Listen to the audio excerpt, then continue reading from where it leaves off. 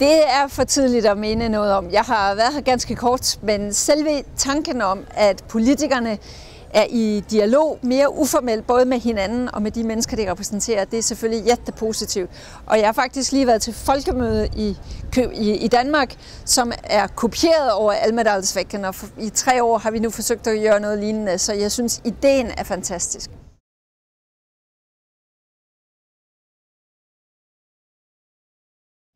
Jeg vil sige, at der er 3 ting, der fungerer set fra et EU-perspektiv.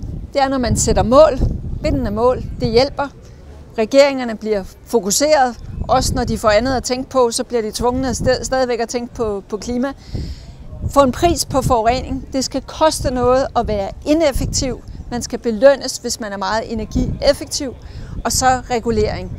Biler, lastbiler, lastvagner, køleskab, elektriske apparater. Der er mange steder, hvor vi kan lave regulering og sætte standarder op, så vi tvinger innovation frem i Europa.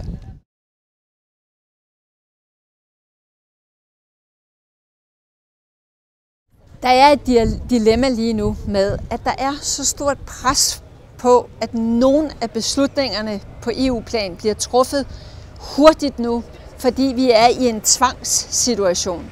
Men man skal hurtigst muligt væk fra det. I demokratiske samfund, der kan det ikke nytte noget, at man bare træffer beslutninger, uden at få dem forankret hos befolkningerne. Så alle skal gøre sig mere umage med at inddrage befolkningerne. Det gælder politikerne i EU, det gælder meget de nationale politikere, som også skal lade være med at skylde skylden på EU, når EU gør noget, de selv har bedt EU om at gøre.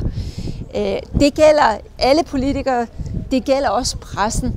Jeg tror, det er rigtig, rigtig vigtigt, at vi forstår, at EU det er noget, vi kan præge, det er noget, vi kan påvirke.